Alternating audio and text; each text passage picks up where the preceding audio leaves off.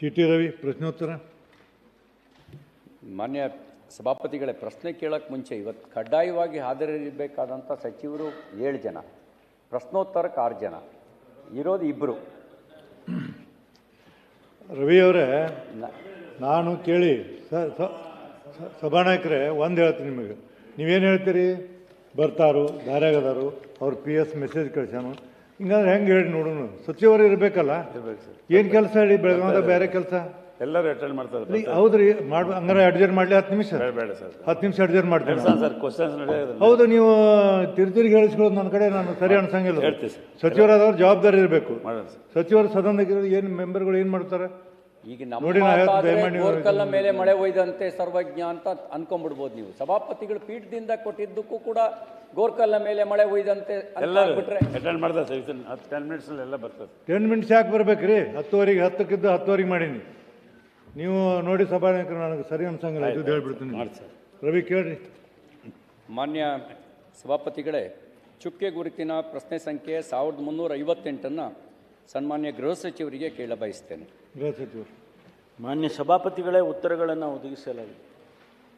ಮಾನ್ಯ ಸಭಾಪತಿಗಳೇ, ಉತ್ತರ ಕೊಟ್ಟಿದ್ದಾರೆ. ನಾನು ಕೇಳಿದ ಪ್ರಶ್ನೆ, ಕಳೆದ 2.5 ವರ್ಷದಿಂದ ಪೊಲೀಸರು ಎಷ್ಟು ಸ್ವಯಂ ಪ್ರೇರಿತ ದೂರುಗಳನ್ನು ದಾಖಲಿಸಿದ್ದಾರೆ ಅಂತ ಕೇಳಿದ್ದೆ. ಅವರು ಕೊಟ್ಟಿದ್ದಾರೆ 2023ರಲ್ಲಿ 20,435, 2024ರಲ್ಲಿ 1,952, 2025ರಲ್ಲಿ 21,712 ಇಷ್ಟು ದೂರುಗಳನ್ನು ದಾಖಲಿಸಿದ್ದೀವಿ ಅಂತ ಅವರು ಕೊಟ್ಟಿದ್ದಾರೆ. ಆದರೆ ನಾನು ಮುಂದುವರೆದು ತನಿಖೆ ಪ್ರಗತಿಯಲ್ಲಿರುವ ಮತ್ತು ನ್ಯಾಯಾಲಯಕ್ಕೆ ಆರೋಪ ಪಟ್ಟಿ ಸಲ್ಲಿಕೆ ಆಗಿರುವಂಥ ಸಂಖ್ಯೆ ಬಗ್ಗೆ ಕೇಳಿದ್ದೆ. ಆದರೆ ನೀವು ಕೊಟ್ಟಿರುವ ಅಂಕಿಅಂಶ ಒಂದಕ್ಕೊಂದು ತಾಳಿ ಆಗ್ತಿಲ್ಲ. ಅಂದರೆ ಎಷ್ಟು ಚಾರ್ಜ್ ಶೀಟ್ ಸಲ್ಲಿಸಿದೆ ಅನ್ನೋದು ಮತ್ತು ಎಷ್ಟು ಕೈ ಬಿಟ್ಟಿದೆ ಅನ್ನೋದು, ಎಷ್ಟು ಪ್ರಕರಣ ಹಿಂದಕ್ಕೆ ಪಡೆದಿದ್ದೀರಿ ಅನ್ನೋದು, ಅದು ಒಂದಕ್ಕೊಂದು ಲೆಕ್ಕ ತಪ್ಪಿದೆ. ಆ ಲೆಕ್ಕ ನೀವು ಹೇಳಿರುವ ಆರಂಭಿಕ ಲೆಕ್ಕಕ್ಕೂ ಆಮೇಲೆ ಕೊಟ್ಟಿರೋ ಲೆಕ್ಕಕ್ಕೂ ವ್ಯತ್ಯಾಸ ಇದೆ. ರವಿ, ಶಾರ್ಟ್ ಆಗಿ ಕೇಳಬೇಕು, ಮುಂದಿನವ್ರಿಗೆ ನೀವು ತೊಂದರೆ ಕೊಡ್ತೀವಿ. ಮಣ್ಣು 20 ನಿಮಿಷ ಮಾಡಿ ಒಂದು ಕ್ವಶನ್. ಅಲ್ಲ ಈಗ ಲೆಕ್ಕನೇ ತಪ್ಪಿದ್ರೆ ಅಲ್ಲಿ ಪ್ರಶ್ನೆ ಕೇಳಿ, ಪ್ರಶ್ನೋತ್ತರ ಇದು. ನೀವು ಭಾಷಣ ಮಾಡಿ ಪ್ರಶ್ನೆ ಕೇಳಿ, ನೀವು ಉತ್ತರ ಕೇಳಿ. ಅಲ್ಲ, ಅವ್ರು ಕೊಟ್ಟರೆ ಉತ್ತರದಲ್ಲಿ ಒಂದಕ್ಕೊಂದು ತಾಳೆ ಆಗ್ತಿಲ್ಲ. ಆರಂಭಿಕ ಉತ್ತರಕ್ಕೂ ಆಮೇಲೆ ಕೊಟ್ಟರೆ ಉತ್ತರಕ್ಕೂ ತಾಳೆ ಆಗ್ತಿಲ್ಲ. ಅವ್ರು ಹೇಳಿ ಕೇಳ್ಕೊಳ್ಳಿ. ಮಾನ್ಯ ತಿಳ್ಕೊಬೇಕು ನೀವೆಲ್ಲ. ಸಭಾಪತಿಗಳೇ, ಮಾನ್ಯ ಸದಸ್ಯರು ಟಿ ರವಿಯವರು 2.5 ವರ್ಷದಿಂದ ಪೊಲೀಸ್ ಎಷ್ಟು ಸ್ವಯಂ ಪ್ರೇರಿತ ದೂರುಗಳನ್ನು ದಾಖಲು ಮಾಡಿದ್ದಾರೆ ಅಂತ ಕೇಳಿದ್ವಿ. ಅದಕ್ಕೆ ನಾನು 23ರಲ್ಲಿ ಎಷ್ಟು ದಾಖಲಾಗಿತ್ತು, 24ರಲ್ಲಿ ಎಷ್ಟು ದಾಖಲಾಗಿತ್ತು, 25ರಲ್ಲಿ ಎಷ್ಟು ದಾಖಲಾಗಿತ್ತು ಇಲ್ಲಿವರೆಗೆ ಅಂತೇಳಿ ಕೊಟ್ಟಿದ್ದೇನೆ.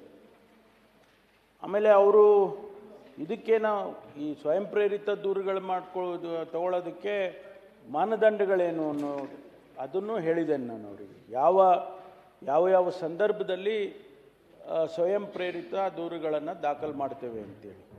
ಕಾನೂನು ಸುವ್ಯವಸ್ಥೆಗೆ ಧಕ್ಕೆ ಉಂಟು ಮಾಡುವಂಥ ಸಂದರ್ಭದಲ್ಲಿ, ಸಾರ್ವಜನಿಕ ಆಸ್ತಿಪಾಸ್ತಿಗಳಿಗೆ ಹಾನಿಯುಂಟು ಮಾಡಿದ ಸಂದರ್ಭದಲ್ಲಿ, ಅಕ್ರಮ ಚಟುವಟಿಕೆಗಳು ನಡೆಯುತ್ತಿದ್ದಲ್ಲಿ, ಸರ್ಕಾರಿ ಕರ್ತವ್ಯಕ್ಕೆ ಅಡ್ಡಿಪಡಿಸಿದ್ದಲ್ಲಿ, ವಾರಸುದಾರರು ಯಾರೂ ಇಲ್ಲದೆ ಇರ್ತಕ್ಕಂಥ ಪ್ರಕರಣಗಳಲ್ಲಿ, ಆಮೇಲೆ ದ್ವೇಷ ಭಾಷಣ ಹಾಗೂ ಧಾರ್ಮಿಕ ಭಾವನೆಗಳಿಗೆ ಧಕ್ಕೆಯನ್ನು ಉಂಟು ಮಾಡತಕ್ಕಂಥ ಸಂದರ್ಭದಲ್ಲಿ, ಕೆಲವು ಪ್ರಕರಣಗಳಲ್ಲಿ ಸಾರ್ವಜನಿಕರು ದೂರು ನೀಡಲು ಬಾರದೇ ಇದ್ದ ಸಂದರ್ಭಗಳು, ಸ್ವಯಂ ಪ್ರೇರಿತ ಪ್ರಕರಣಗಳನ್ನು ದಾಖಲಿಸಿಕೊಂಡು ತನಿಖೆಯನ್ನು ಮಾಡ್ತೇವೆ.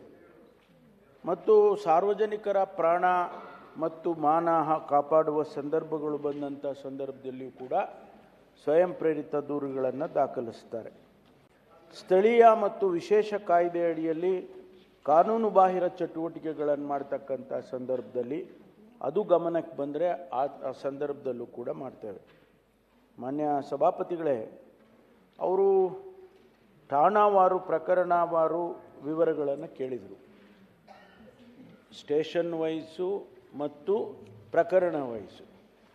ನಮ್ಮಲ್ಲಿ 1099 ಸ್ಟೇಷನ್ಸ್ ಇದೆ ಇಡೀ ರಾಜ್ಯದಲ್ಲಿ.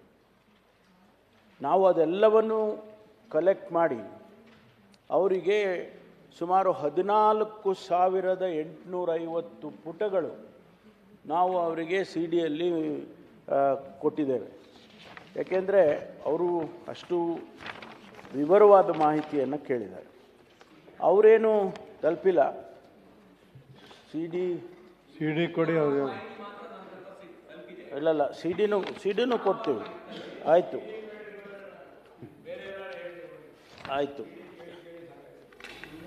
ಅವರು ಸ್ವಯಂ ಪ್ರೇರಿತ ದೂರುಗಳಲ್ಲಿ ದಾಖಲೆ ಆಗಿರೋದ್ರಲ್ಲಿ ನ್ಯಾಯಾಲಯಕ್ಕೆ ನೀವು ಆರೋಪ ಪಟ್ಟಿ ಸಲ್ಲಿಸಿರೋದು ಎಷ್ಟು ಅಂತ ಕೇಳಿದ್ದಾರೆ.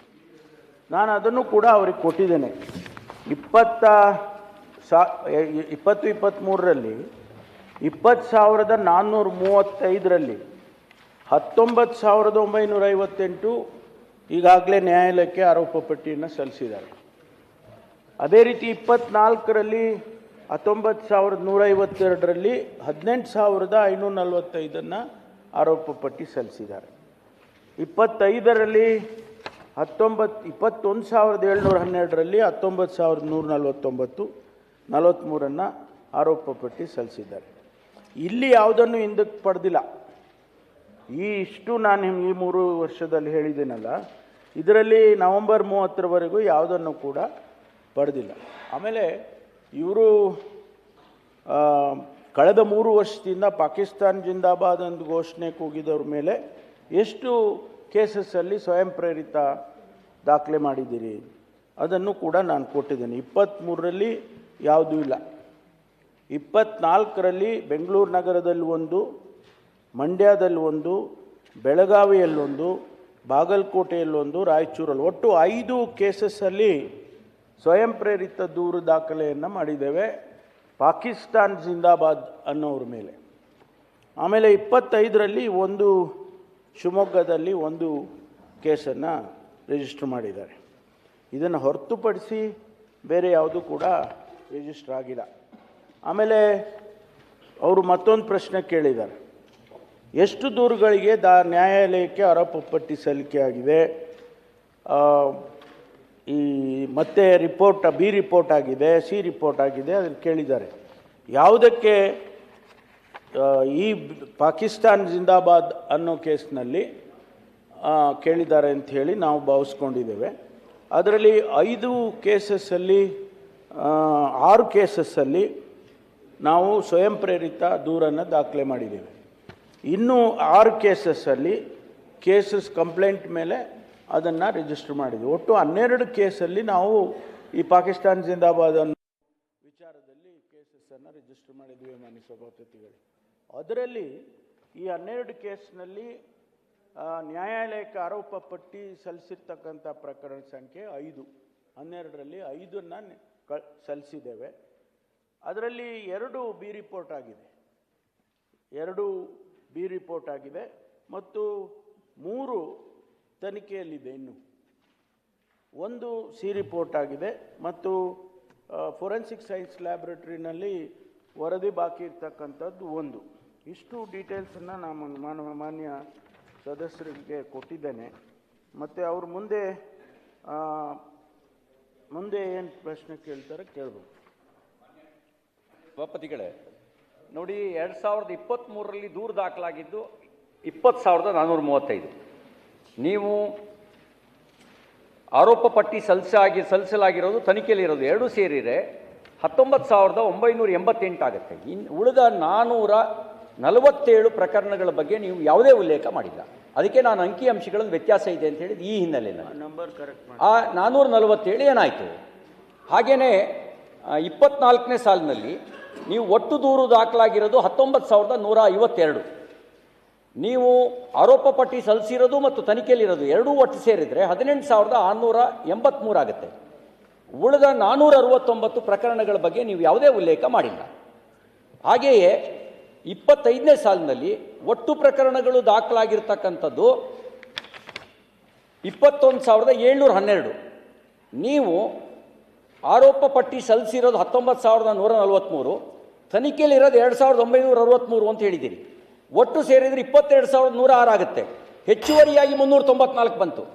ಹೆಚ್ಚುವರಿ 394 ದಾಖಲಾಗದೇ ಇರುವ ಕೇಸುಗಳನ್ನು ನೀವು ಎಲ್ಲಿಂದ ತಂದ್ರಿ? ನೀವು ಕೇಸ್ ದಾಖಲಾಗಿಲ್ಲ, ಆದರೆ ಹೆಚ್ಚುವರಿಯಾಗಿ 390 ಅಂದರೆ ಈ ಅಂಕಿ ಅಂಶಗಳು ಒಂದಕ್ಕೊಂದು ಹೋಲಿಕೆ ಆಗ್ತಿಲ್ಲ. ತಪ್ಪು ಮಾಹಿತಿಯನ್ನು ಈ ಸದನಕ್ಕೆ ತಮ್ಮ ಮೂಲಕ ಕೊಟ್ಟಿದ್ದೀರಿ. ಅದಕ್ಕೆ ನಾನು ಹೇಳಿದ್ದು ಆರಂಭದಲ್ಲಿ ತಪ್ಪು ಮಾಹಿತಿಯನ್ನು ಸದನಕ್ಕೆ ಕೊಟ್ಟಿದ್ದೀರಿ ಅಂತ ಹೇಳಿದ್ದು.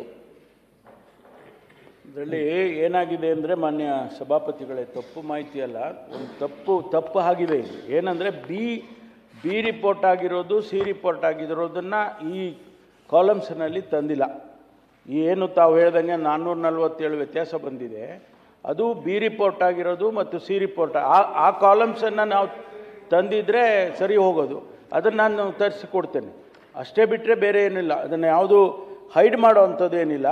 447 ಕೇಸಸ್ಸಲ್ಲಿ ಬಿ ರಿಪೋರ್ಟ್ ಆಗಿರೋದು ಮತ್ತು ಸಿ ರಿಪೋರ್ಟ್ ಆಗಿರೋದನ್ನು ಸೇರಿಸ್ತಿದ್ರೆ ಅದು ಸರಿ ಆಗ್ತದೆ, ಮ್ಯಾಚ್ ಆಗತ್ತೆ. ಇಲ್ಲ, ಅದು 334 ದೂರ ದಾಖಲಾಗಿರೋದು 21,712 ಮಾಡಿ ಕೊಡ್ತೇನೆ ಮಾನ್ಯ ಸಭಾಪತಿ. ಮಂಜುನಾಥ್ ಭಂಡಾರಿ ಅಬ್ಸೆಂಟ್. ಮಧುಮಾದೇಗೌಡ ದಾಖಲಾಗಲಿದ್ದಕ್ಕಿಂತ ಜಾಸ್ತಿ ಇನ್ಫಾರ್ಮೇಶನ್ ನನ್ನ ಚುಕ್ಕೆ ಗುರುತಿನ ಪ್ರಶ್ನೆ